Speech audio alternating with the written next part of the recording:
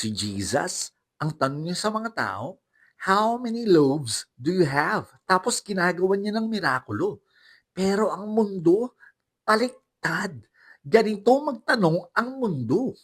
Hanggang saan naabot ang 20 pesos mo?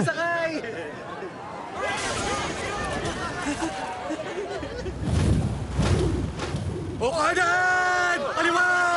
Bababa na! For 20 pesos, mag-New Cornetto Choco Berry ka na lang. Hanggang saan naaabot ang 20 pesos mo? Manong, pabili pong sweater. Short sleeve, long sleeve. O hoodie. 20 pesos ba ka mo? Pre, pabili nga ako ng mantika. Magkano? 40 pesos. Oh, heto 50. Hetong sukli. Tapos 1 kilong bigas. 20 pesos. Heto, Gis. Gis, kulang to. Anong kulang? 40 plus 20. 60. Magkano yung hawak mo?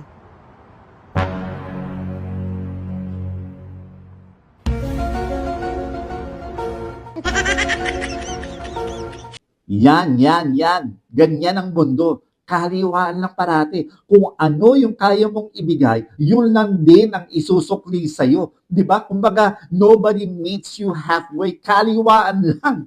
Di ba? Kung minsan nabubudol ka pa, di ba? Ang hirap siguro nun kung gano'n ang ginawa ng Panginoon sa atin. Naku, Diyos ko, grabe. Lahat ng kasalanan natin, di ba? Yung mga pandaraya natin, yung mga pangungopia natin sa eskwela, yung ating pangungupit sa business natin, yung mga kayabangan natin, yung pride natin, yung mga nakakadiring ginagawa natin sa laptop, at yung mga ano pang mga sikreto natin na akala natin hindi alam ng mga tao, pero alam yun ng Panginoon. Naku, kung lahat yun kailangan natin bayaran, paano na lang? Ano yung mababayad natin noon? Kahit buhay natin, kulang pa. Kaya na lang, buti na lang may grasya ang Panginoon. Yan ang grace ng ating Panginoon, di ba? Binayaran niya tayo ng mahalaga. Pero actually, ang tanong dyan, susuklian ba natin siya? Buti pa nga ang Shopee, sinusuklian natin. Siya ba, susuklian din natin? Di ba? Well, anyway, this is Ray Lizardo and I'm so happy to welcome you to Face Down. At tayo po ay nasa concluding installment ng ating part 1 ng ating series na Questions Jesus Asked. Okay? Actually, napakaganda ng tanong na tatalakayin natin. Ito yung mga, actually, the entire series, ang mga kinukuha natin, yung mga questions na sinabi ng Panginoong Jesucristo na hindi naman dahil sa hindi niya alam. Actually, alam niya yung mga sagot. Pero pinare-realize niya sa atin kung paano dapat tayo tumugod sa Panginoon. At kaya ito, meron siyang tanong na sinabi sa Matthew chapter 15, verse 34. Napakasimple, pero solid. Sabi niya ganon, how many loaves do you have? O, di ba? Ilang tinapay ang meron ka? Parang napaka-profound no, di ba? Pero actually, itong question na to, nanggaling ito during that time na pinakain niya yung 4,000 pamilya, hindi tao 4,000 pamilya, okay? Nung pagkatapos ng kanyang sermon. So ito, babasahin ko sa inyo to from Matthew chapter 15 verse 32 hanggang 36 para maintindihan natin kung saan nanggagaling yung tanong na yon. Okay? So be with me. I'm gonna read it from the NLT version. So umpisa na po natin. Okay? Ano po? So verse 32, sabing ganon. Then Jesus called his disciples and told them, I feel sorry for these people. They have been here with me for 3 days. And they have nothing left to eat. I don't want to send them away hungry, or they will faint along the way. Okay? The disciples replied, where would we get enough food here in the wilderness for such a huge crowd? Dito, makikita natin sa verse 32, si Jesus parang sana hindi sila umalis ng gutom. Nakasama kasi niya yung mga tao ng 3 araw, tapos wala na silang pagkain. It shows how much He cares for them, yung compassion niya para sa kanila. Hindi lang spiritually, hindi lang ministry, kundi pati physically. May ganun ba tayo sa tao? Baka mamaya sa sobrang napaka-religious na natin na ang concern lang natin para sa tao ay ministry lamang, ministry work, hindi yung kanilang buhay mismo. Di ba? Yan ang pinakamagandang tanong sa atin. Di ba? Kaya nga, tayo ba ay nag-share sa kanila ng gospel o gusto lang natin silang pagtrabahuin sa simbahan? Gusto lang natin silang maging religious din tulad natin. Di ba? Pero si Jesus, ayaw na silang pabayaan kasi baka pagod na sila at mag-collapse pa sa daan. Grabe. Di ba? Si Jesus hindi lang spiritual needs ang concern niya sa iyo, pati yung physical needs mo. In fact, all about your life is important to Him. All about your life is spiritual to Him. And that's why gusto kang alagaan ng Panginoon. Pero ang sagot naman ng mga apostles, grabe, di ba? Sabi gano'n, skeptic, okay? May skepticism, parang, asan kami kukuha ng pagkain dito sa wilderness, di ba? May doubt pa sila. Although nakita na nila na napakaraming mga miracles ni Jesus, pero parang hindi pa rin nila totally gets na si Jesus can always make a way even when there seems to be no way. Di ba? Okay, tuloy tayo. Sabi nga sa verse 34, Jesus asked, ito yung tanong niya, how many bread do you have? Sa ibang version, sabi, how many loaves do you have? And then the disciples replied, 7 loaves and a few small fish. Okay? Dito sa verse 34, tinanong ni Jesus, anong meron kayo? Di ba? Yung sagot nila, pitong tinapay at saka konting isda. Parang, yun lang. Sobrang konti. May tinatanong ng Panginoon, anong meron ka? Di ba? Anong meron ka? It's like Jesus saying, I'm going to work with what you have. It's not about how much you have, but how much faith you have that I can work miracles in your situation. Jesus is showing them that even the smallest amount can be used to do big things when you surrender it to His hands. Di ba? Okay. So, verse 35 tayo, sabi nga nun, so Jesus told all the people to sit down on the ground. Then He took the 7 loaves and the fish, thanked God for them, and broke them into pieces. He gave them to the disciples who distributed the food to the crowd. Okay, dito naman makikita natin sa verse 35. So sinabi ni Jesus, paupuin nyo lahat sila. Okay, parang i-organize nyo sila, i-ready nyo sila kasi meron akong mirakulong gagawin. It's just like saying, maghanda kayo kasi may gagawin ako sa buhay ninyo. Yan ang sinasabi ng Panginoon. Okay, ang tinatanong ng Panginoon sa iyo ngayon, handa ka ba? Handa ka ba? Umupo ka, manood ka, tignan mo kung paano kung gagawin ito. Yan. Okay, sige nga, tanungin mo nga yung katabi mo, handa ka ba sa gagawin ni Lord? Yan. Isa pa, tanungin mo yung katabi mo, handa ka ba sa gagawin ni Lord? Yan. Okay, tapos nun, then sa verse 36, sabi nga na, di ba, sa Jesus, thank God for the bread and fish. Tapos He started breaking it into pieces.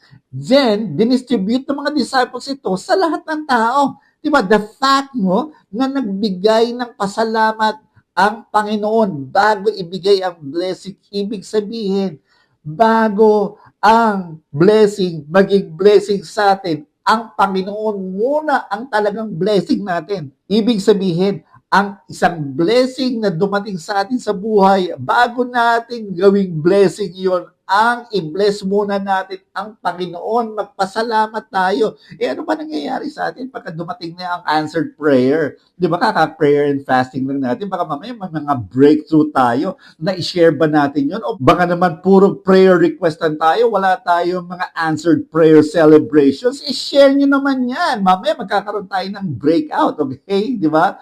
Ganon din. Talagang bigyan natin ng papuri ang Panginoon sa blessing na mga binibigyan niya sa atin. Huwag natin siya kakalimutan. Baka mamaya pagka na-promote tayo, baka mamaya pagka nagkaroon na tayo ng trabaho, baka mamaya pagka bigla tayong nagkaroon ng magandang bahay, na magandang kotse, nakalimutan na natin na ipabless sa Panginoon, di ba? Huwag natin kakalimutan ng Panginoon. Yun. Okay, sabi nga na sa verse 37, they all ate as much as they wanted. Afterward, the disciples picked up 7 large baskets of leftover food. Di ba? Sabi nga nito, lahat kumain hanggang botsyog na botsyog silang lahat. Diba? Ibig sabihin nito, it's not just enough, but more than enough. And I'm telling you right now, when God provides, hindi kanya kinatsani. Sabihin mo sa katabi mo, hindi tsani ang Panginoon. Yan. Isigaw nga natin, hindi tsani ang Panginoon. Okay? Dahil pagka nag-provide siya, hindi lang sapat, overflowing yan. Kaya God's provision is more than we can think or imagine, even in the most impossible situations. Tandaan nyo yan. Kaya hanggat may Panginoong Hesukristo, na syempre naman, hindi siya mawawala, di ba? Dahil kay Hesukristo, tayo ay parating may pag-asa. Yan. Itatak natin yan sa ating hearts. Okay, sabi ganun sa verse 38, there were 4,000 men who were fed that day in addition to all the women. Ibig sabihin nun, hindi ito hindi ito 4,000 tao. 4,000 pamilya. Okay, isipin nyo na lang kung gaano karami yung pinakain sa 7 tinapay at siyang mga kukarampot na dilis. Ayun, hindi ko na alam kung ano yung isda na yun, no? Diba? Sabi, after everyone ate, diba, they collected 7 baskets of leftovers. Ang dami. Yung number na 7 might represent actually completeness or perfection, di ba? It shows na pagka na-provide ang Panginoon, talagang grabe, matindi siya. Hindi lang siya nagbibigay ng konti, hindi siya nagbibigay ng sakto, kundi umaapaw. Bakit? Kasi hindi lang ito para sa atin, kundi para sa iba rin. Ngayon, ang tanong ko, di ba? Parang dito, parati tayong nakikinig, parati tayong nabe-bless, nag-worship tayo, umaapaw tayo. Ano ba? Umaapaw ba tayo o na-overwhelm? Kasi magkaiba yun eh. Pagka na-overwhelm ka lang parang, wow, di ko na kaya. Ganon. Ganon yun eh. Pero sana hindi lang tayo na-overwhelm. Sana umaapaw din tayo. Ibig sabihin, yung ating mga na-experience ay mai-express din natin sa iba. Yung pagmamahal ng Panginoon. Sana naitatanyag natin ang Panginoon sa iba. Sana nakikita ng tao na may encounter tayo sa Panginoon. Hindi lang dahil sa choreography siya, dahil sa umaattend ako ng church. Hindi. Kundi para makita nila na may Diyos na buhay at may Diyos na tapat at may Diyos na karapat dapat purihin, sambahin at dakilain at siya lamang ang talagang nararapat at sapat.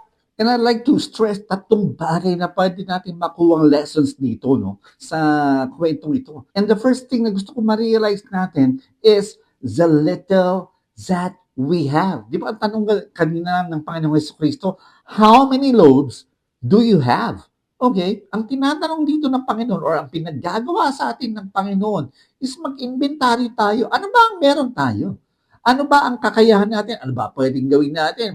Marunong ba ako mag-accounting? Marunong ba ako kumanta? Marunong ba ako mag-gitara? Marunong ba ako mag-click sa laptop? Marunong ba ako magturo sa bata? Ano ang meron ka? Ano ang meron ka? Kasi I'm telling you right now, yan ang tinatanong ng Panginoon. Kasi baka akala natin, Lord, I don't have much to offer, pero I'm telling you, God can use every smallest thing for His glory. In fact, walang maliit na bagay sa Panginoon dahil lahat yan, lahat ng mga kakayahan mo ay binigay ng Panginoon at talagang specific yan para sa iyo. You are fearfully and wonderfully made. You are unique and you have a purpose in life. Huwag mo sasabihin na, Lord, hindi, si ganito na lang. Lord, si Josh na lang. Lord, si Erwin na lang. Hindi gano'n. Lahat tayo. Lord, matanda na ako. Hindi ka pa kota. Walang age bracket sa pagmamahal at pagsisilbi sa Panginoong Hesukristo. Di ba, ang tinatanong niya, how many loaves do you have? Ano ba? Ano ang kakayahan mo? Mga connections mo ba? Ano ba? Kailangan natin ng bagong venue? Baka meron kang alam, baka pwede kang maitulong, o baka mamaya naman financially, baka pwede kang mag-support sa simbahan, o baka naman pwede kang tumulong sa iyong kapatid, tumulong sa iyong kapwa. Ano ba ito? Ano ba? How many loaves do you have? Di ba? Parang ano lang yan, kunyari, may isang event, di ba? Tapos kung ano lang yung kakayahan na may bibigay mo, kahit na ano, very important yun. Paano kung kunyari, ikaw lang kaya ko lang kaya ko lang buksan yung gate at saka i-on yung sound system. O isipin mo yun, paano tayo, kunyari itong event na ginagawa natin, meron tayong fellowship ngayon, paano kung walang nagbukas ng gate? Paano kung walang nagbukas ng sound system? Paano tayo papasok? Paano tayo mag-worship? Paano tayo magkakaroon ng katuruan? Paano tutugtog sinyel? O di ba? Paano lahat, di ba? Paano lahat? Ibig sabihin ng lahat ng bagay, okay, pwedeng gamitin ng Panginoon, maliit man o malaki. Kahit maliit, God can use it. Ang importante is you give what you have. Malaki man o maliit, okay? Di ba? Kasi ang issue dito, hindi yung kung gaano kaliit o gaano kalaki ang ibinibigay mo. Ang issue rito is gaano kalaki ang puso mo para mahalin ang Panginoon dahil minahal ka niyang una. Di ba? Kaya kung mahal mo ang Panginoon, makikita mo yan. Ang isang tao, kung gaano ka-importante sa Kanya, ang isang bagay o isa pang tao, ay ganun na lamang ang pagpapahalaga niya doon. Kaya kung paano niya pagsisilbahan yun, kung paano niya aalagaan yun, kung paano niya talagang aayusin yun, doon mo makikita kung gaano niya pinahalagaan yun. Ganon din sa atin sa Panginoon. Gaano natin pinahalagaan ng Panginoon. O tagaligtas lang ba siya? Pero wala na, yun lang. Para lang siyang Superman, up and away. Gusto natin go away. Di ba? Naligtas mo na ako, sige na, go. Hindi, di ba? Di ba? Di ba? Kaya nga, ito ngayon, ito ang assignment ninyo sa akin, okay? Ang assignment nyo, tingnan nyo, ano ba yung mga ibinigay sa akin ng Panginoon? Ano ba yung mga resources ko? Ano ba yung mga kakayahan ko? Ano ba yung mga pwede kong gawin? At paano ba ako makakapagsilbi sa Panginoon? Okay, paano ko maipapakita sa Panginoon, hindi sa tao, paano ko mapapakita sa Panginoon? Paano ako makakapag-express sa Panginoon? Paano ko may-experience sa Panginoon? Paano ko may-encounter ang Panginoon? Okay? So, make an inventory. Isipin nyo, kahit na ilista nyo ngayon sa bahay, ano ba yung mga pwede kong gawin na ibinigay sa akin ng Panginoon? Siya ang nagbigay. Kaya wala akong may pagmamayabang dito. Ano ba? How many loaves do I have? Yan. Okay, ang pangalawang gusto ko ma-realize natin is yung offering what we have to God. O sige, so ito, na-inventaryo mo na. Alam mo na kung ano yung mga binigay sa'yo ng Panginoon. Ang tanong naman dito, yung puso mo.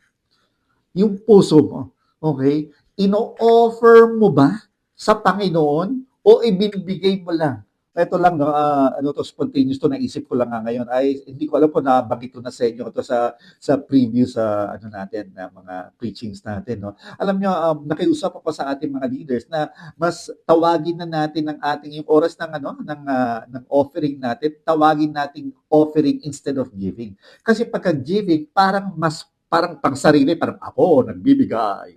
I mean, di ba? Although, syempre, siguro, it's a matter of words lang. No? Pero pagka sinabi mo kasing offering, it's not about me. It's about God. Di ba? So, worship is an offering and giving is only an avenue. Kaya ang tanong dito, ano ba ang puso natin? Nagbibigay lang ba tayo? Yeah, para wala kayong masabi. Di ba? Di ba? Pero hindi yun ang hinihingi ng Panginoon. Ang hinihingi ng Panginoon, hindi yung kung ano ang meron ka dito sa mundong to. Ang hinihingi ng Panginoon, kung ano yung meron ka sa puso mo. Siyempre, paano natin may expression? Wala rin. Yung mga blessing din niya, galing din sa Kanya. Kumbaga, back to you, God. Siya rin. Sa Kanya din na nanggaling. Sabi nga na, di ba, sa Bible, what can I give to God when everything comes from Him? Di ba? So ito ay hindi natin ibinibigay, ibinabalik lamang natin sa Kanya. Ang tanong dito is yung puso natin. Are we offering this? Kasi sabi ng mga disciples, nung tinanong ng Panginoon, how many loaves do you have? Aba, biruin mo naman, very skeptic pa sila. At biglang parang siguro, pabalang pa nga yata sinabi, ito, 7 loaves at saka mga maliliit na, na isda. Di ba? Pero anong sabi ng Panginoon? Sige, bring them to me. Jesus tells the disciples to bring whatever they have to Him. Okay? Jesus doesn't expect us to have it all figured out. or have abundance. Jesus doesn't expect na mayaman ka. Jesus doesn't expect na ikaw pinakamagaling. No, Jesus expects us to surrender what we have to Him. So, tingnan nyo ang tanong ng Panginoon, how many loaves do you have? Hindi niya sinabing, how many loaves do you want to give? Malaki ang pagkakaiba doon. So, ang tanong dito, yung offering natin sa Panginoon, are we offering to God? Isipin nyo, kunyari, project. Ayan, palagay ko, kung nakikinig dito ngayon si Cha at saka si Jonel, alam nila to, di ba, sa thesis, di ba, group, group project yun. Kaya, bawat isa, lahat may mga contribution, lahat ng input, no matter how small, kung ikaw lang yung taga-Xerox, ikaw yung taga-type sa computer, ikaw yung taga-research, lahat yun nagko-contribute to the success of the thesis project. Jesus does the same with us. He takes what we surrender and uses it for His glory. So, ang tanong dito is, ang puso natin, handa ba tayo magbigay? Yes. Now we know how many loaves we have. Are we willing to surrender it to God? Kasi kung minsan ganyan Sabi tayo ng sabi, hindi, wala akong oras. Pero pwede mo naman gawin ng oras, di ba? Ang problema dito, hindi yung kung may oras ka, wala. Ang tanong dito is kung gusto mong bigyan ng oras ang Panginoon. Di ba? Panginoon, ito lang ang gusto kong ibigay. Yun, doon tayo nagkakalabuan dyan. Dahil kasi, ang takbuhan niyan, puso mo. Ang problema dyan, yung puso mo. Ikaw ba talaga ay nagpapakasakop? In fact, nagpapakasakop sa pagmamahal ng Panginoon. In fact, ang tanong dyan, ikaw ba talaga ay nagkaroon ng encounter sa Panginoon kung ganyan rin lang?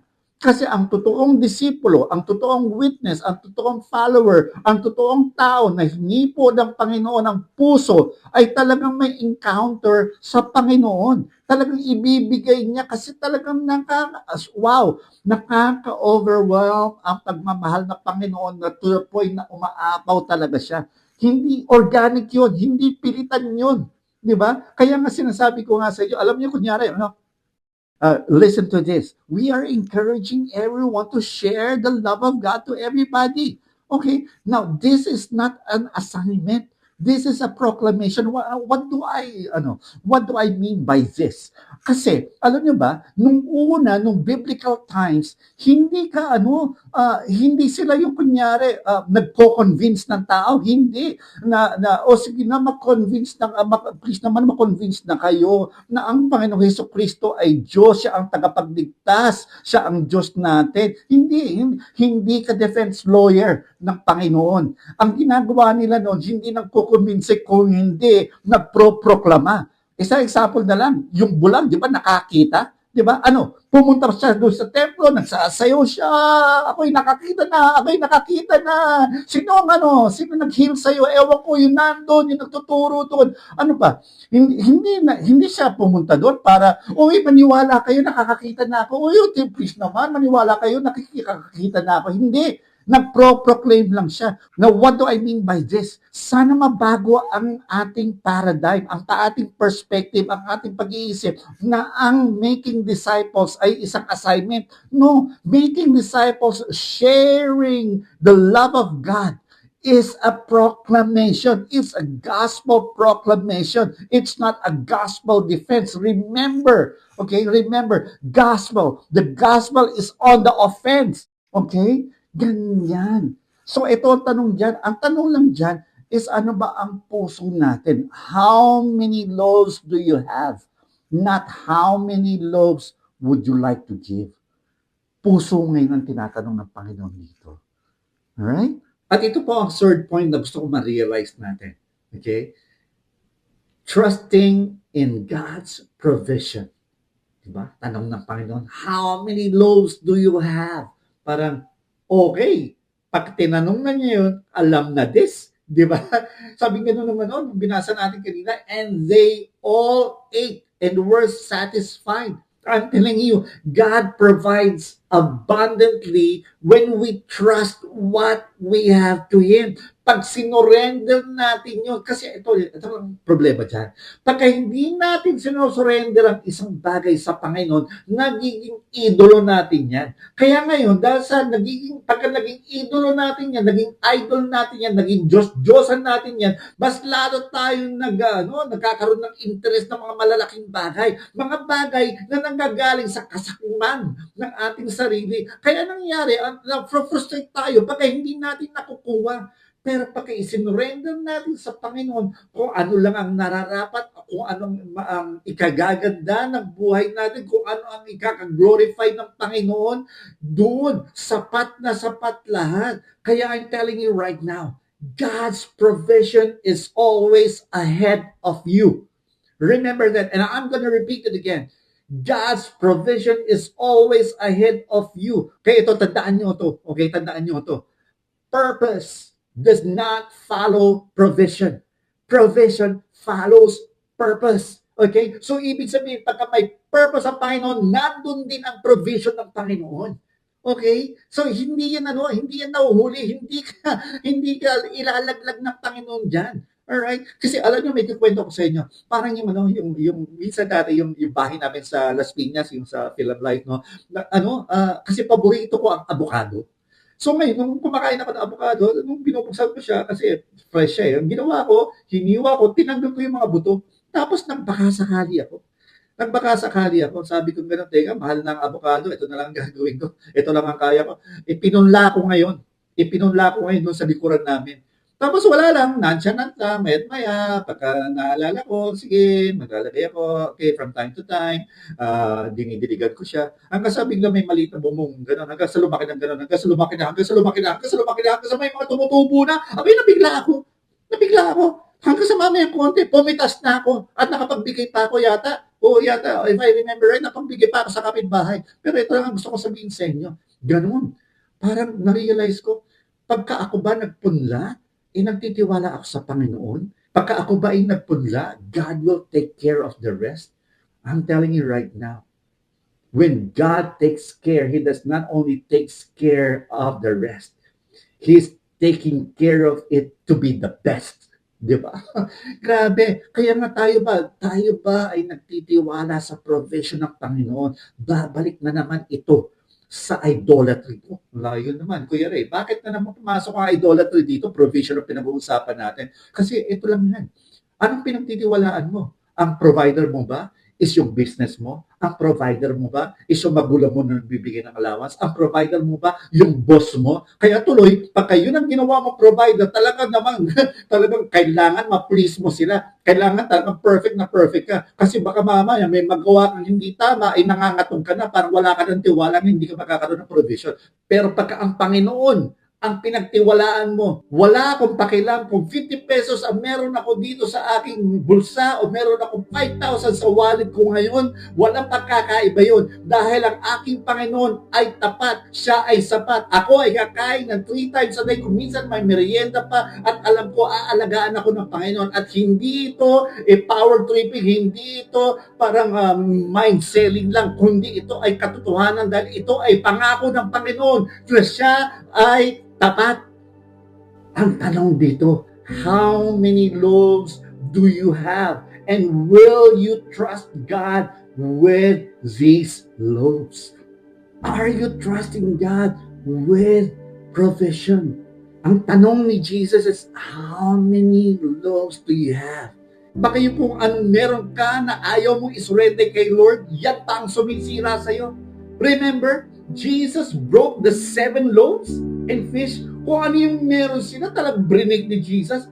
Tapos, God made a miracle and transformed them into blessings to the people. Di ba? Nakakain sila. Di ba?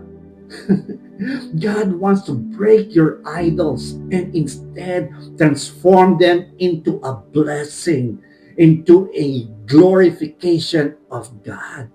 Di ba? Ano ba ang mga ina-idolize natin na hindi natin maibigay kay Lord? Pride, yabang, chismis, nagmamagaling, kim-kim at kam-kam sa pera, kompromiso sa ginagawa mong trabaho, pagpapakopya sa kaklase, ano pa? Di ba? Gusto i-transform yan ni Lord. Yung ano mo, yung pride mo, gusto ni Lord maging proud ka sa Kanya. Yung yabang mo, ipagmayabang mo, Panginoon. Yung chismis mo, huwag ka na mag-chismis ng ibang tao. I-chismis mo ang salita ng Diyos. Yung nagmamagaling, sabihin mo, ang Diyos lang pinamagaling. Ay yung pagkakamkam ng pera, hindi. Ito ay gawin mo blessing sa ibang tao. Yung kompromiso na ginagawa mo sa trabaho, huwag mo nang gawin yon dahil pagdating sa Panginoon, walang kompromiso. Di ba? Pagpapakopya sa kaklase, hindi. Huwag mo lang pakopyahin kung hindi. Ituruan mo, hindi ng lesson nyo, kundi turuan mo ng banal na salita ng Panginoon. I-transform mo. Let God break those loaves into fishes and make it a blessing to many.